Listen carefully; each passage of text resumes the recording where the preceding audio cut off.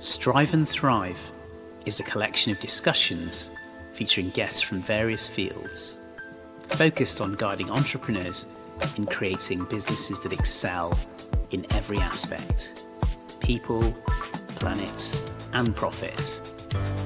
Throughout the series, you can join us, Romesh and Mike, as we explore relevant topics with our guests which can help businesses thrive. Romesh and I met while I was supporting a client transforming their business, and I needed finance director support and reached out to him and his team. Since then, we've become good friends who share a passion for business and entrepreneurship. If you like today's discussion, then you want to subscribe to our YouTube and Spotify channels.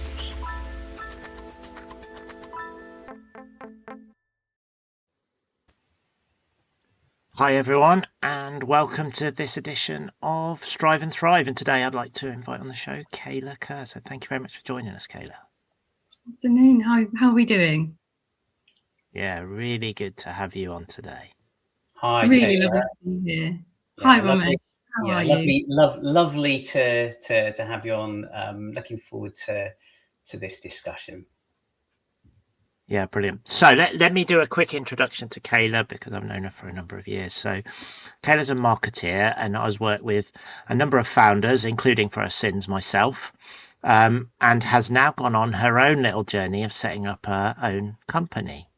So we've talked a lot on Strive and Thrive in the last few episodes about AI, marketing, but also trying to persuade new entrepreneurs and founders to go on the journey themselves.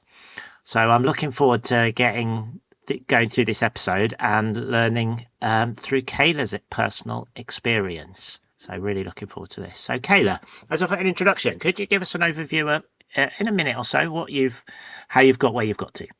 Yeah, so I have always been in marketing. It was my first job out of university. Was straight into a marketing assistant role within one of the big banks. I won't name which one.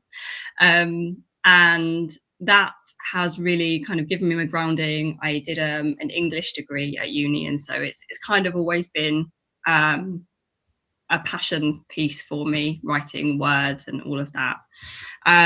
So yeah, I've had a very fun and interesting and extremely varied kind of 20-year career at this point, including a stint with Mike, of course. And yeah, it's I kind of worked my way up to head of marketing, VP marketing level within a number of roles before, in October 2024, deciding to set up my own consultancy and kind of make my experience work for me on my own terms, which is probably something I'd wanted to do for a little while, but just kind of, decided to strike out there and do it.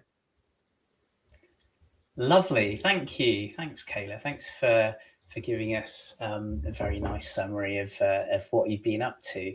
So before I deep dive into some of these questions, I was commenting earlier, I think you've got a lovely background there.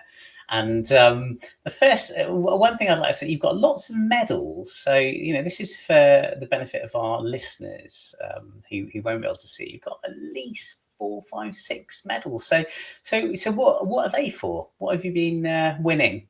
There's a number more, in fact. So last year I did 25 in 25, which was a challenge I set myself. It was my 40th year. And so I ran 25 races in 2025 for Tommy's, the baby charity. I have a number of friends who've been impacted with miscarriage, difficulties with, pregnancies and kind of early birth stuff. And that's the one thing that I wanted to do something for. And I wanted to kind of use my landmark year as a bit of a fundraiser. As a bit of an excuse to get up and get moving. So yeah, I ran 225 kilometers in total, but across like 5Ks and 2 half marathons. Haven't taken on the marathon yet, but at some point I will. So yeah, this is my husband made me a nice little medal board. I've got my personal bests on there. I've got all my medals. So yeah, it's just a nice little fun thing, and I keep it in front of my desk to remind me that I can do really hard things.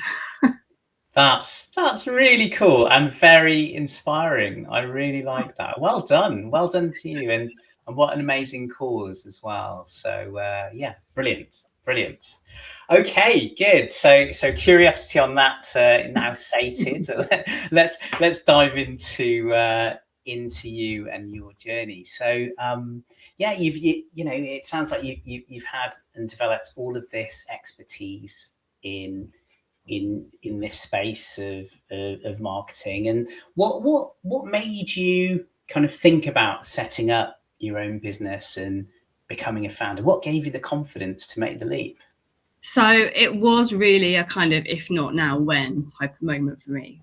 Back in 2023, I was in a VP marketing role for an early stage startup, fantastic early stage startup that I really love. But we were talking about March 2023 here, and so there was a number of like impacting the whole industry. Really, things were changing. It was like 6 months post ChatGPT coming in. There was a big kind of moment for a lot, and it was in HR tech, recruitment tech industry. And so I was impacted by layoffs. My team were actually at the time. I was running a team of 5. And so early stage startup life is just how it sometimes is.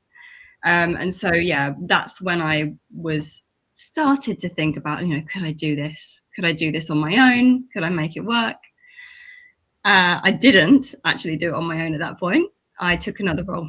And so as is quite often the case with a number of founders that I speak to, you actually stick to that kind of certainty and that security for a little bit longer, until your brain really does tell you, no, you have to do this now.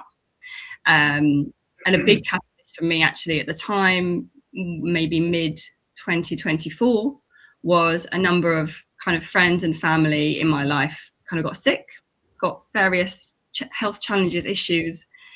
And that was the kind of turning point for me of like, I don't think I really care about marketing for someone else anymore. I'm finding it really difficult to muster up the energy for it, which is a really difficult place to be as a marketer, because you really have to believe fully in whatever it is you're doing. You've got to be fully drinking the Kool-Aid, as it were.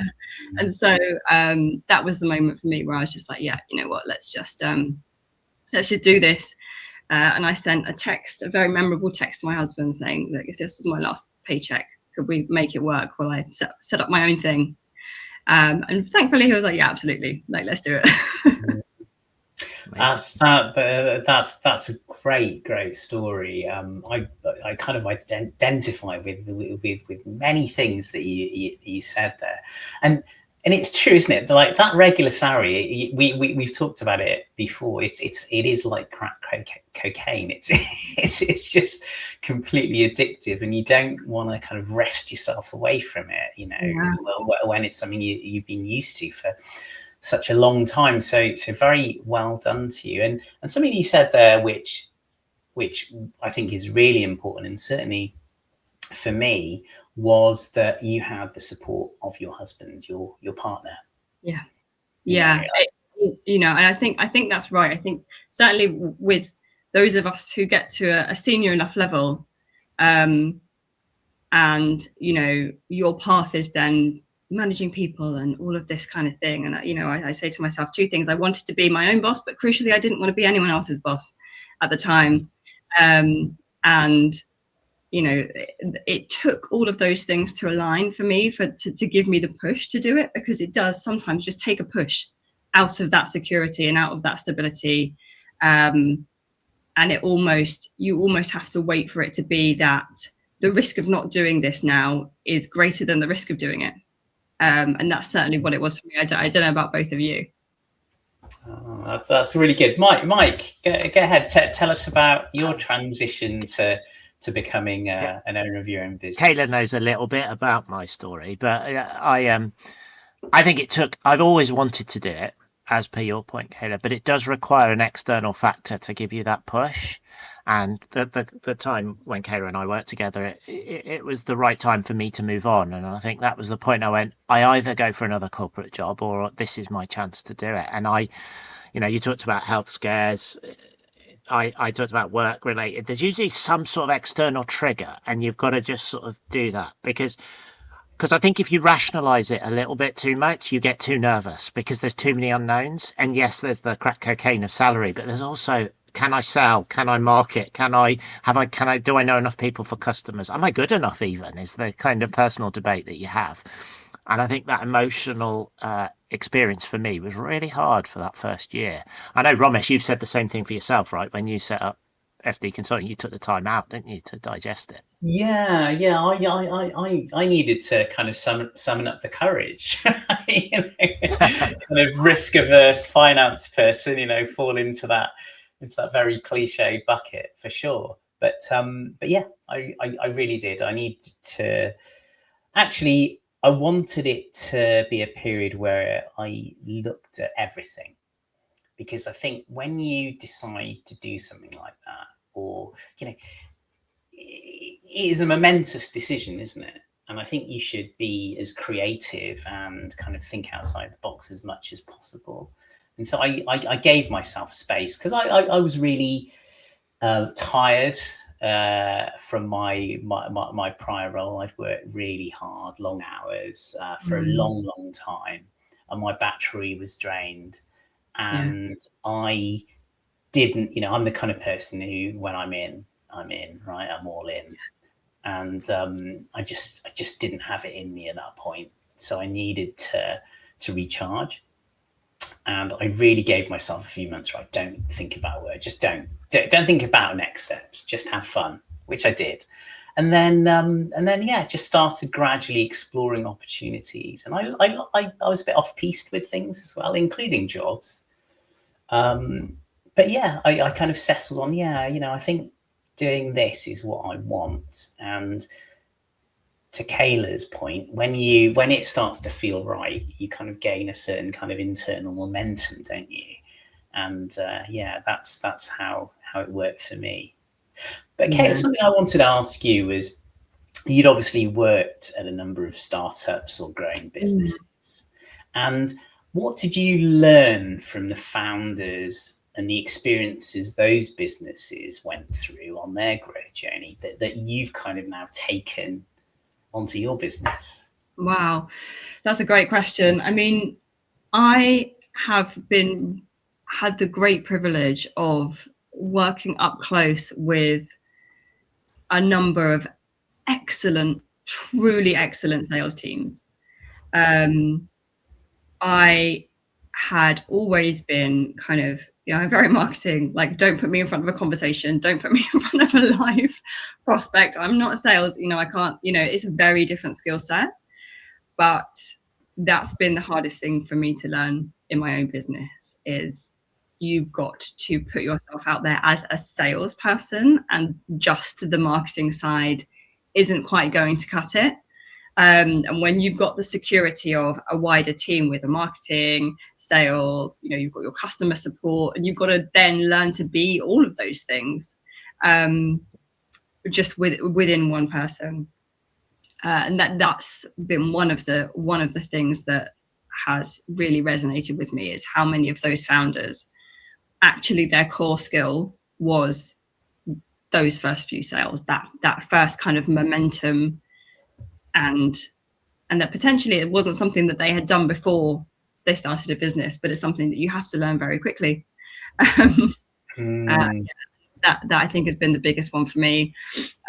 Yes, I've been in a number of different businesses at different stages of scaling as well. So in early stage, Mike, we were kind of early stage, but with the couching of a bigger business, which was an interesting one. I've been in bigger businesses, and also I've seen that kind of scale up, messy fundraising kind of stage as well. And so, yeah, it's been great for me to be in businesses of those different sizes, but now it's great for me to be working with businesses who are facing those different challenges.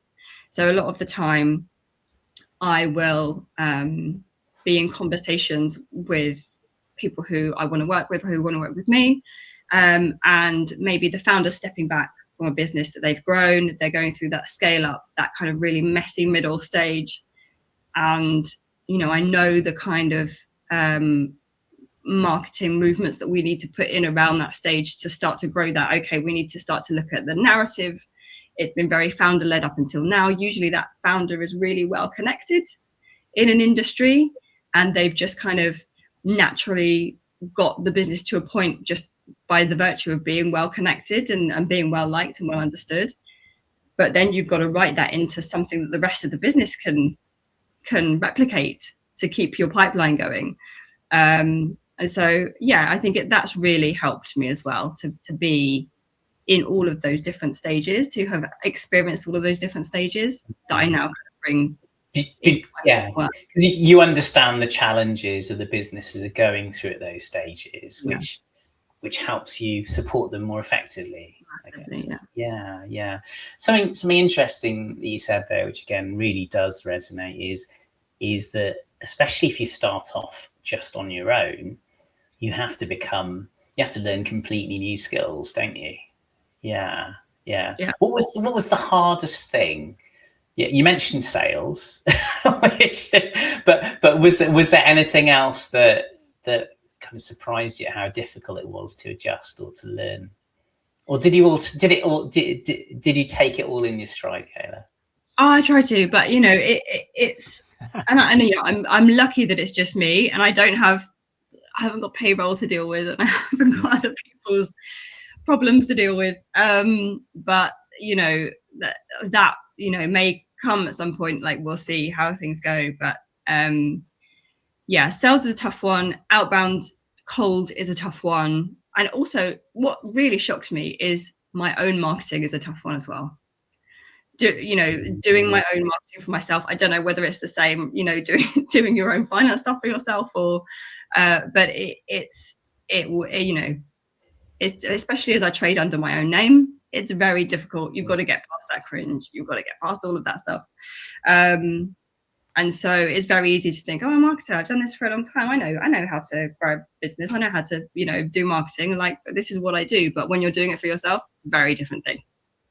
Yeah, definitely. No, that's right. It took me a little while to realize the stuff that I was recommending to my clients, I wasn't actually fully doing myself. And I was like, okay, I've got to sort this out, because it's just 101.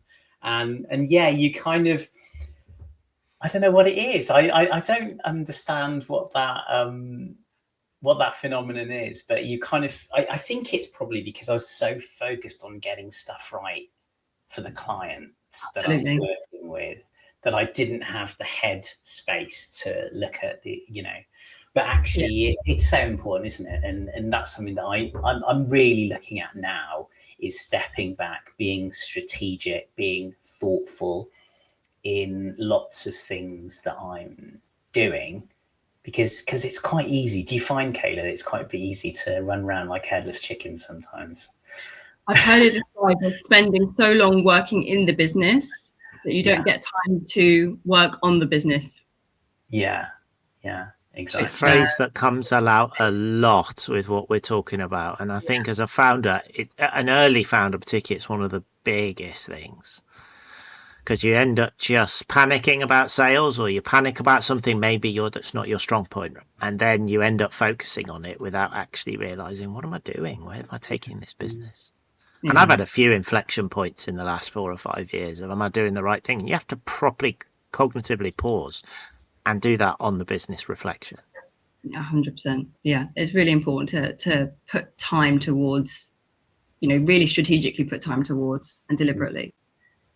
Can I ask you a question based on something you said, Kayla? Just, I know you're marketing, and we'll perhaps touch on this a bit further as we dig into marketing and not just your experience, but why did you pick using your own name for the business? Was that deliberate, a marketing decision? Was there anything cognitively, was there a logic to why you decided that?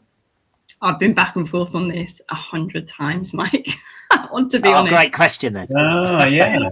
I've been back and forth with it 100 times, and I spoke to a lot of people, and everyone was like, you've got a really memorable name. So, like, if you're going to use anything, like, it's a good thing to use. The alliteration, I call it my superhero name, but it's because it's the Peter Parker and Lex Luthor and I was definitely thinking that. Yeah, really good. I've not got the same ability with my very average name. But so that's a reason, and part of the reason was I don't have time to make this perfect. I just have to get something out there, or I will never do it. And so it was kind of a get something out there, build something, trade under my own name for now, and then maybe one day, we'll build something that feels bigger and is bigger and has its own existence.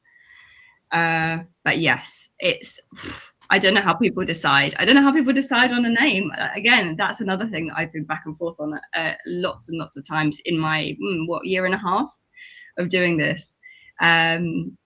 But yeah, a conscious decision from me, certainly in the beginning, to trade on the relationships and the reputation that I built up until that point. Because, one of the things I say is I was lucky in the beginning. Lots of people wanted to work with me, but it's not luck, really. I've done a good job. People know me by the work that I've done. They trust me. I've spent 20 years building bridges. And so it's easy to be like, oh, my network, they were so nice, they worked with me. But actually, you need to recognize that is a brand. That's a brand that you've built. That's a reputation that you've built. And to do something else is starting again, potentially. So, it's a conscious decision in that way. It's lovely, actually, because it's very personal, isn't it? I think there's it's just very human. It's very, hey, I'm going to be your advisor. It's interesting to me because it's made me just think right now, why did I, so my business is the FD consultant. I went the opposite way. You went very literal. Yeah. I think I guess I'd always had this hope to kind of to grow beyond me, and therefore, and certainly with my surname, it wasn't going to work in the same way, right? So that's interesting. I'm reflecting the Kayla's nice articulation of your superhero name, and then you've gone quite literal with yours, and then mine is very abstract, and you two know me well enough to know that that's perhaps sums us up. And my name's always abstract, but I'm spinning out a couple of companies right now, and as a team we play this game, but we're naming them all after animals, and we've just gone complete because it's so hard to name a business these days. Everything's taken. You can't register it. How do you create a unique identifier? How do you create something that it can build off a brand? Yeah, really hard. Yeah, and content studios particularly they're just really clever, and they've thought of all the names, So I have looked at that, and it's something that I've been around, and I probably do. I've got 2 or 3 names filed away somewhere, maybe for later use. But something up your sleeve. I like that. But returning to that theme of having so much to do, I mean, you've got additional layers here, which is not uncommon, but I'd love to understand how you are dealing with having your own business and also juggling your responsibilities as a parent, with a young family. Actually, it's 2 kids, 2 cats, and a puppy at the moment, Romesh, and it is a lot. Okay. Wow. Hardcore. But that it's all part of the game, isn't it?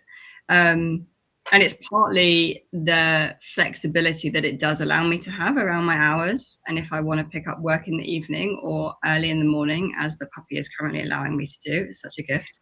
Then I can do that, and it's part of that flexibility that's the way it allows it to work better, actually. I think a lot of people come into freelancing, consulting, running their own business, independent business with rose-tinted glasses about how that flexibility is going to be. I can be my own boss, I can work my own hours, but you still have to do the hours and you still have to deliver the work, and you can, be swapped out very quickly for someone else if you don't. But I like that kind of pressure. It's the kind of pressure that I like. And I know that it's all working towards something that is for me, that I'm building. It's not adding fuel to someone else's rocket ship at this point, which is important to me. And so, yeah, that side of things is a juggle and is a bit of a mission at times, especially when, like last summer, I had sold every single one of my hours, and I did not factor in the summer holidays. And just it was busy, but that's what this work is. It's often very up and down, and you have to take the ups and downs. Yeah, I love the flexibility, and that's definitely one of the reasons why I got into doing what I do. And it's also, it's also appreciated by my clients that I can jump on things quicker, and that, there are certain times and certain turnarounds. But yeah, I mean, that's everything. How do you find the emotional experience? Because you talked about the ups and downs. Have you found that surprising, moving from a corporate role or a working and founder or an employed role to owning the business yourself? I think it hasn't affected me as much as I thought it might. Amazing. And I think that the fear of it is quite often worse than the actual reality. Interesting. Yeah, again, it's hard work. I've worked hard. It's a hustle all the time, even in those, and especially in those quieter moments, right? Where's the next thing going to come from? What am I going to do? Do I need to get out and do networking? What's going to work? What's going to be my silver bullet? That's the thing that's going to work and get me my next client. But it hasn't affected me as much as I potentially thought it would, because I think that the worry about it is always more when you're in that stable, secure job, you're in that, lovely salary, and you're kind of thinking about making the move. And 10 years ago, it would have made me feel sick trying to even think about doing something like this. But you have to kind of stand in your own confidence at some point and say, you know what, it's going to be okay. Yeah, very good. Very good. I agree. Touching on, you work in an industry that's marketing that's being, I wouldn't say disrupted, but if having to adapt very quickly right now. As ever, right? What's your current view on trends in marketing and what's going on in the marketing sector? So I've always describe myself as a content specialist, kind of inside a marketing generalist, right? So I've done both of those roles. I've always done writing. I've always done, produced content. And when I first started in marketing, it was I was working for a big corporate, big bank. And back then in marketing, you got one chance. And so, there were weeks and months spent on the right shade of green and the right picture that we're going to use in this particular campaign. And, it was very much because you had to decide if you're dropping $1 million on the next big brand campaign, you've got to decide there and then. And so nothing kind of gets done until everything's ready. Whereas now, the biggest change that I've seen in that time is you've got options. You can spin up 10 different versions of an ad, 20, 100, and you can go and test them, and you can see in real time, live, what's going to come back and what's going to land. You can get that feedback loop much more quickly. And so that's what really kind of fires me up about a lot of what I do, is to be able to see that kind of flywheel moment of, they've looked at that piece of content, then they've gone here and they've done that, they've come to the website and they've consumed, they've downloaded your ebook, and then they've they've come over here and they've watched a video, and you can see all of these kind of pieces dropping in, and then they watch that online demo on the site, and then they've actually signed up for a proper demo. You can see kind of all of these pieces falling into place for my clients, and that's the bit that I love to be able to do with content, and really be able to show what it can achieve, show the effectiveness. Has it given you more adaptability in that sense then, Kayla? Do you think marketing is becoming more adaptable, more testing, more creative, therefore, almost in a kind of rapid way rather than a sort of traditional planning sense? Yeah, it's definitely becoming more adaptable is a good word, and I think it's becoming, so the creativity is much more untapped. Okay, so you can try more ideas, you can try more different things, and you are able to then see that feedback in real time. It's definitely becoming more data driven. It has been for quite a while now, but with the advances in technology that we have now, there's almost no limit to what you can do with marketing data. Doesn't make attribution any easier. I think there's certain truths that will always be truths, right? And that is, attribution is hard. It's sometimes you have these kind of dark patches of, you just don't know how someone's found you, or how someone's heard about you or learned about you. And humans buy from humans. Those things will always be true, I think. I know in the green room before we started, we talked about LinkedIn and the challenges on business to business marketing on LinkedIn. And what you mentioned earlier, the silver bullet. And is there a silver bullet? Well, is there a silver bullet for marketing now on social media and best practice in B2B? What's your view on that? I don't think there is. And I'm going to give the most famous answer in marketing, which is it depends. That's in any industry, I think. Who are your audience? Where are they? What are they doing? What do they want to hear from you? What do they want to understand? And how do they want to be communicated with? And how does that impact them? And how does that move them into a funnel and, move them into action? And, we were talking about the silver bullet, which is the question that marketers are asked most often, right? What is it that I'm not doing? What is it that's missing? And the answer is always, it's a bit of everything, and just keep doing it. And yes, depending on your sector and your business and your specific ICP, or your specific persona that you're selling to, there will be different things that work differently and to different degrees. But it's not always the case that we find something that's working, we double down on doing that, and it yields double the results. Almost never works that way. And so, it's, I still find that making sure that you've got kind of all of those bases covered in terms of, different types of content, different ways of reaching your audience, different messages depending on what stage of the buying cycle they're in, just then really make sure that you are kind of covering all of those bases, and just admit that there will always be a section that you will just never know where that kind of comes from, or where it is coming from.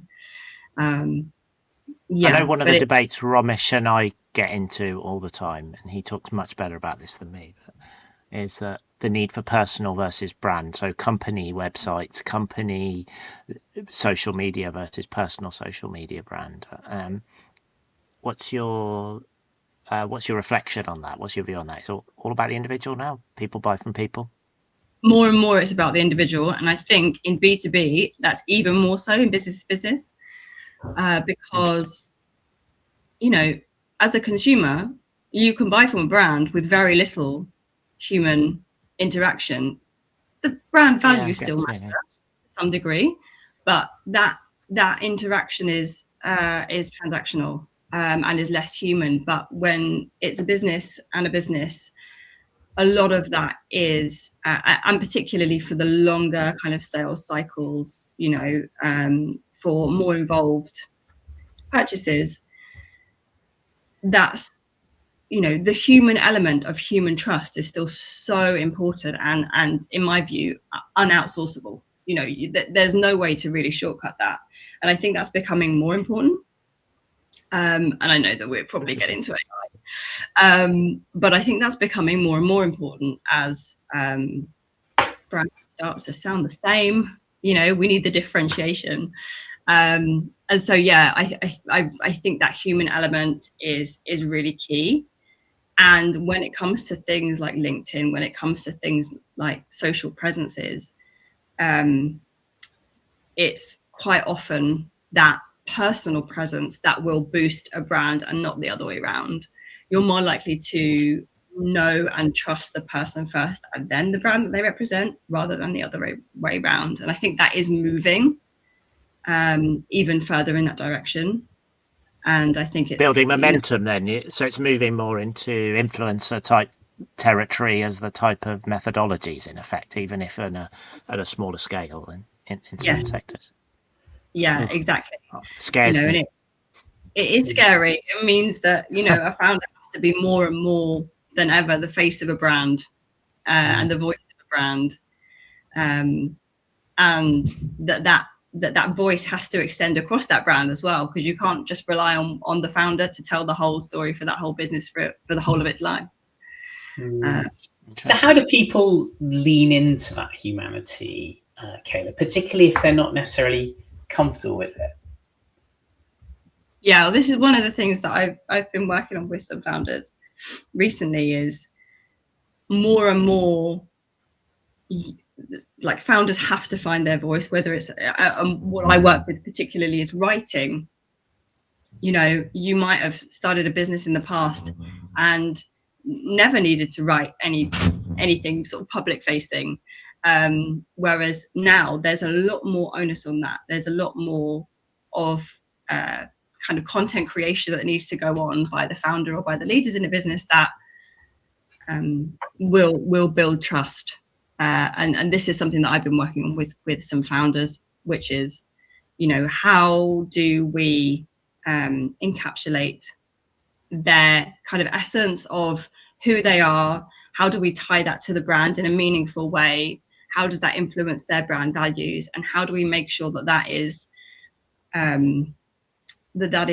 consistent across the whole of the business? Because in quite a lot of cases, especially in kind of more scale up businesses, depends who you ask in the business, is you get a different answer in terms of what that business is about. And so, you know, there's one of the big challenges, I think, is to make sure that, one, founders and leaders are much more vocal, really understand messaging and really understand the importance of getting that out and their story and how important that is as a package together. But then also, how do we make sure that that is flowing through the whole business, every sales rep, every email, everything that's sent out, so that that really starts to feel like one cohesive brand, the founder and the brand together, rather than just like, this is the brand and the founder somewhere over here, you know? That's really interesting. So what I'm hearing is that applies to any size of business, you know, big corporates, not just SMEs. You know, I suppose I've felt, you know, that approach works really well in the SME space, you know, when you've got smaller or medium-sized businesses and the personality of the founder, the values. But actually what you're saying is it's true across the board, and that's fascinating. I think there's a lot of nuance as well, isn't there? Because I think there's a fine balance sometimes between being yourself but not being too personal about stuff. Would you agree? Yeah, I mean, there's definitely a line in terms of both how much of yourself you are sharing and allowing to be out there. And secondly, the line is a professionalism line, right? And so this is what a question that I get asked a lot, which is, you know, won't it sound unprofessional? You know, won't it sound too casual?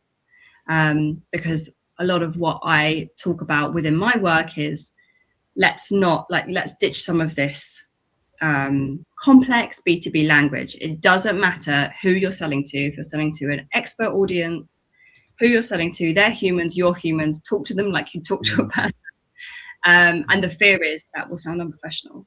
And I think there probably is a line where you'll sound unprofessional. Most businesses never get anywhere near it. And so, it's always worth encouraging that little bit more, swapping the formal for the normal language as much as we can. So the problem's more at at that end of the scale rather than being too personal and kind of oversharing. I think so.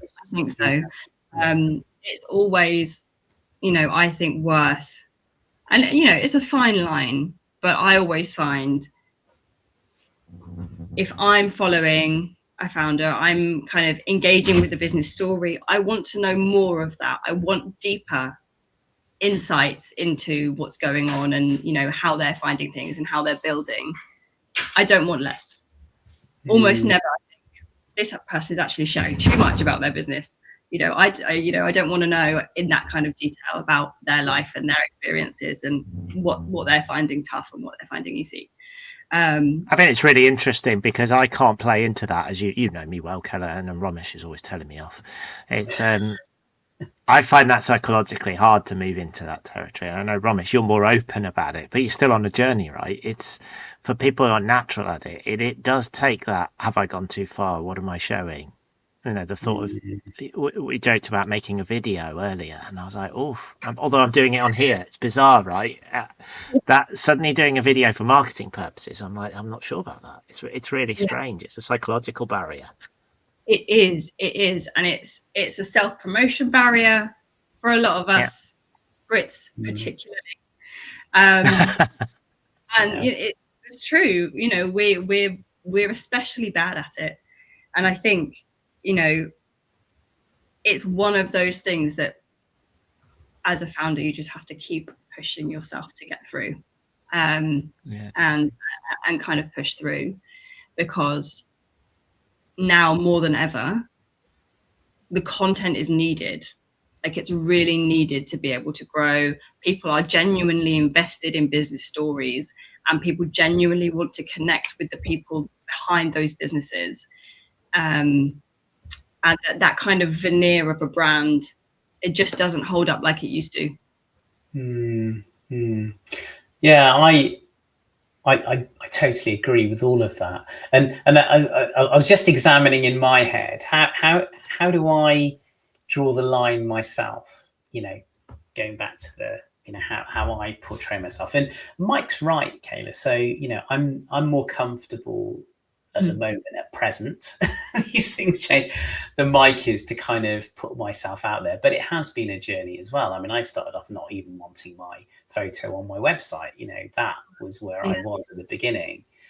But I think putting yourself out there, challenging yourself, actually you do it and you kind of break a little glass ceiling and you keep doing it, and then you become more confident. And to your point, you shouldn't be too overconfident, but actually most people's problems is far too much the other way. But it's an extremely kind of powerful process, and I've quite enjoyed the challenge in many ways.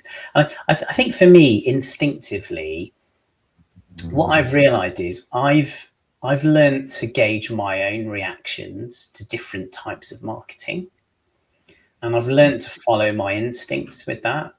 So whenever I'm looking to do a post or to do a campaign or any kind of marketing type activity, the first question I always ask is, how would I react if I see that? Yeah. And, that's a great way to start. And if you've got kind of those examples of things that you've seen and ways you've reacted, because we all like to think marketing doesn't work on us, right? So there's, it's worth taking notice of those reactions, and really understanding, I've stopped to look at this. Why have I stopped? What is it about it that's made me stop? Yeah. What's pushed me away rather than drawn me in? Exactly. Yeah. or what's drawn me in, what's made me look away, what is it that I've liked or disliked, why has that, and a lot of marketing is about human behavior, why has that made me feel that way? And all good marketing makes someone feel a certain way.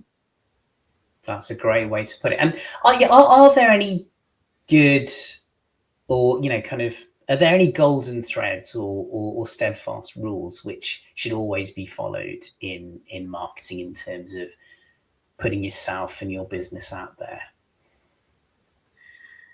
I might have given you some 5 years ago, but I think that's all changing. I really do.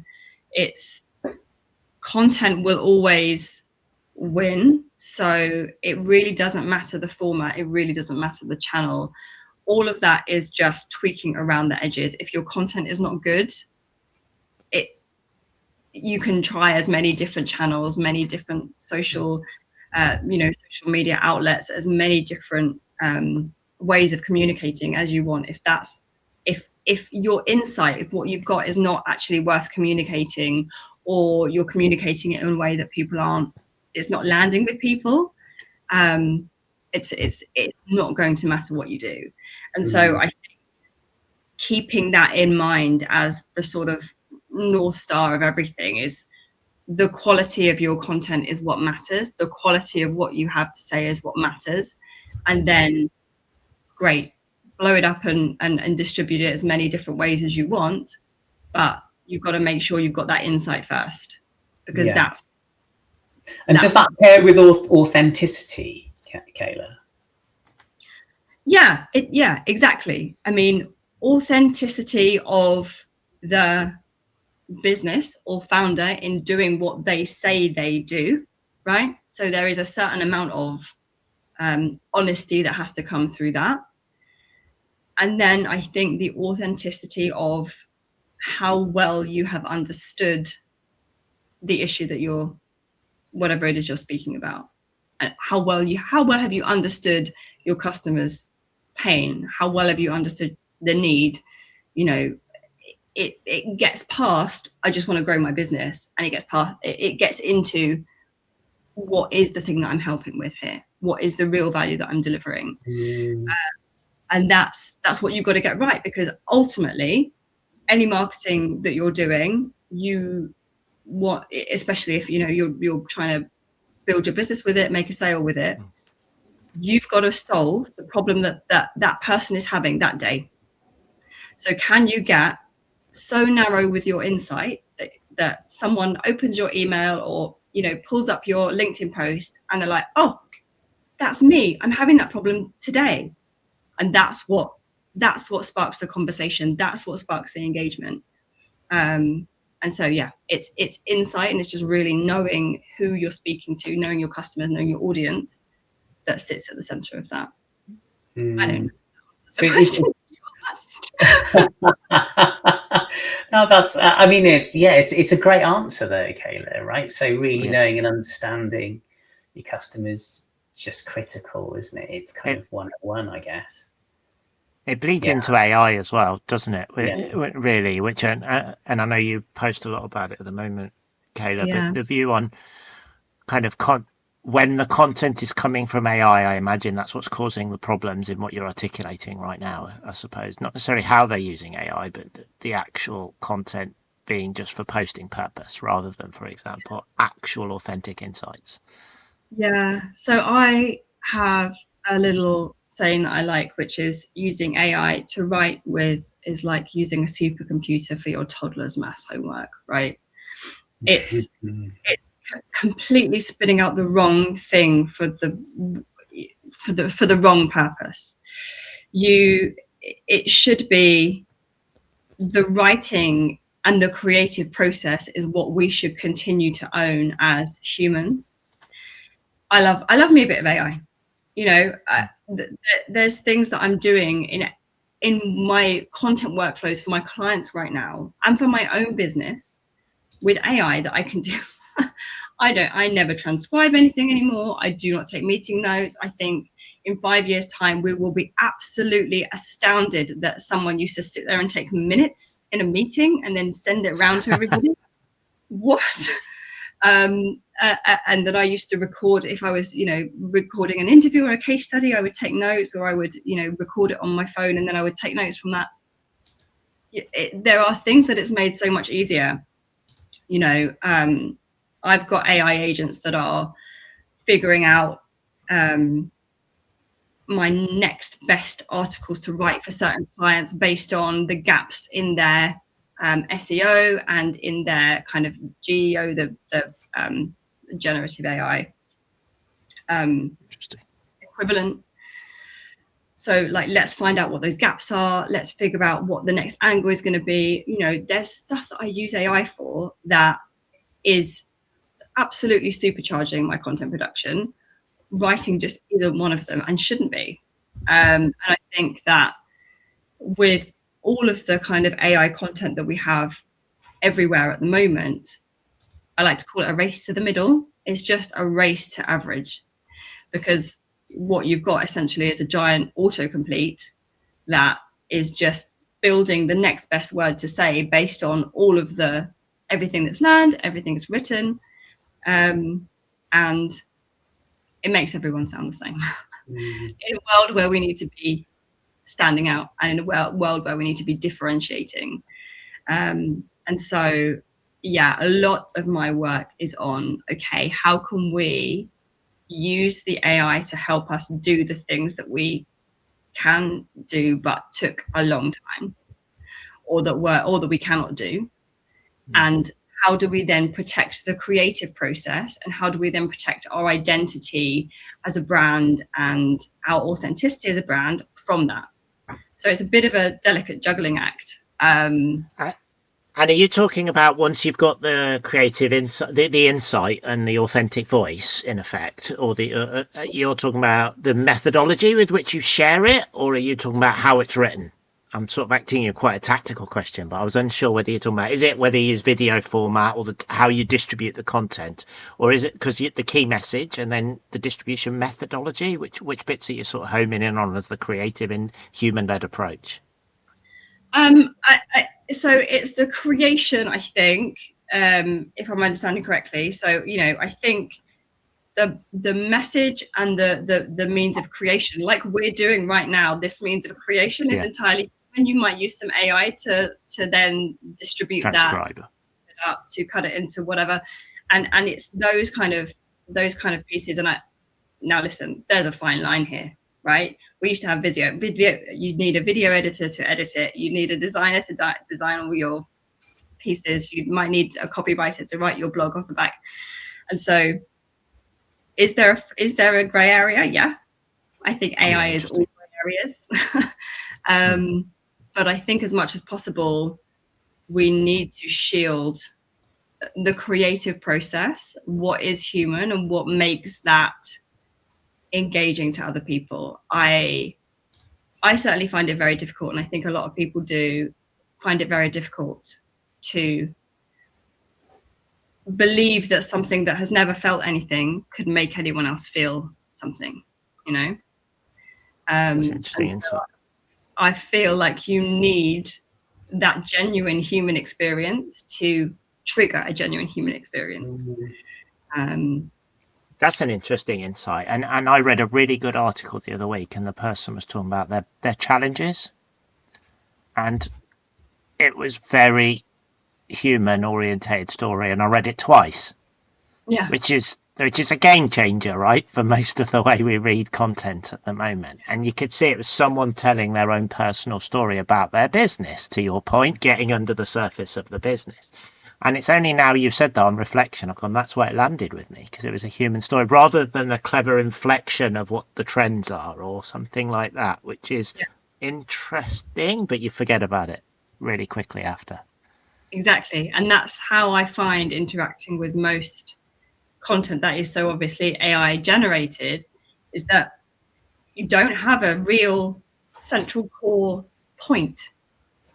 There's a lot of and I have a whole file of this stuff where I've just kind of torn down these various pieces of content, just because they over explain. There's no central point that, and once you start to recognize the pattern in terms of what's AI and what isn't, you can't unsee it. You can't unsee it. And it goes beyond dashes and, those sentence structures. It goes into, what is this actually telling me?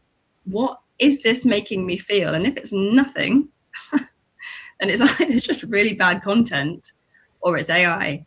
And look, I don't think it's changed anything in terms of, there was bad content out there before. Like, there was a lot of it. And now there's just more of it because it's just getting copied and pasted by generative engines. And you can make good content with AI, but it's back to that point. It's either good or it isn't. And no AI is going to make that better for you, Interesting. Really interesting. Deep dive.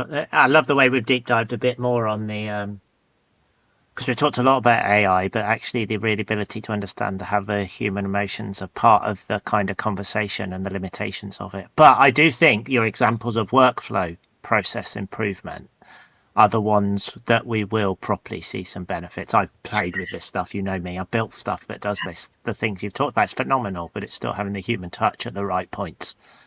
Yes. And I hate the phrase human in the loop. I hate it. But it is right. But it's right. It is right. Yeah. And, this new technology is amazing for the things that took us so long that cut us off from the rest of that creative process. Like, that's where the essence of it is for me, is like, how much more creative could this make us by taking care of all of the stuff that was taking us all that time? Yeah, it's funny, isn't it? Yeah. That's interesting insight, because a lot of the jobs it's taking are the creative ones. Yeah, we've got to be very... There's a tremendous irony, isn't there? I know. Yeah. But yes, it's something that I am really passionate about, and I want to build a world of writers. I want to encourage people to write. I want to really help people understand what's writing to persuade, what's writing to convince, what's writing to make people feel something, because it's important that we cultivate that. And I totally get that it's a skill that people weren't taught. I mean, Romesh, you have been in a very much a kind of financial numbers based career. You've probably never learned copywriting. And I think that's a lot of founders get themselves to that point, and it's very tempting to just go, just ask Claude to do it for me. And I love words. I've always loved words. It's something that comes easily to me, but I understand it doesn't come easily to everyone. No, I think you're absolutely right. The key phrase for me is the race to the middle. It becomes generic, doesn't it? And actually, if you think about that, your main message, I think, in today's wonderful discussion is be unique, be your unique self, be your unique business with your unique offering. Let's use AI as a tool, but AI is always going to push you to the middle, which is the generic. So it's taking that step back and actually changing, tweaking, adapting. I mean, what I tend to do, funny, you'll laugh at this, Kayla. My favourite subject at school, believe it or not, was actually English literature. So writing is one of my favourite kind of skills. I was at that time, I certainly wouldn't say now, I was decent at it. I kind of followed the numbers, if you like. But what I've quite enjoyed is the opportunity to be creative with my marketing, but sometimes using AI to help me with ideas or to produce something which I then kind of say, oh, hang on, that's that may be a start, but it's certainly not the finished product. And again, it has to be you, doesn't it? It has to be, otherwise. Oh, as a former English major, that makes me very happy that you. Excellent. Well, we'll have to have a discussion on favourite books at some point. Oh, it's lovely. But we need to wind up now, Kayla. It's been super interesting. But what's next for you and Kayla Kerr, the business? Well, TBC. No, I mean, so I did a post recently, and I know we're recording a little bit before, but my turnover's just done its first 100,000. So that was a big moment for me. And so, you know, it's important to kind of celebrate these little moments. And that's where we are right now. And, you know, for me, it's going to be very much looking at how can I continue to expand that both for my clients and for myself, and how can I, you know, continue to push forward with this authenticity piece at the forefront. Very much not afraid of the technology, very much kind of embracing everything, but also really emphasizing the importance of keeping that creative process as something that is ours and ours alone. Really good, really good. Romesh, any reflections from yourself? Oh, so many. Firstly, massive thank you, Kayla. Really enjoyed hearing about your journey, hearing really your wonderful insights. I mean, the messages I'm taking: consistency, you know, quality, being well thought out about the messaging, you know, being customer focused and focusing on the solution. You know, these are all great things. Using AI as a tool and not letting AI be the boss, right? I think that's a great message and a great insight, and all of those things make complete sense to me. Yeah, really good. So I've thoroughly enjoyed the conversation. Me too. It's been a real pleasure. Yeah, thanks very much, Kayla. I've got a couple of your nice quotes that I'm going to now put into Claude and get it to write me a race to the middle blog. So thank you very much for everyone listening to this, and thank you very much for Kayla joining us. We hope you enjoyed today's recording. Really good, and we're getting better and better now. We're getting more and more listeners, so please do reach out to both Romesh and myself. And thank you very much, and see you next time.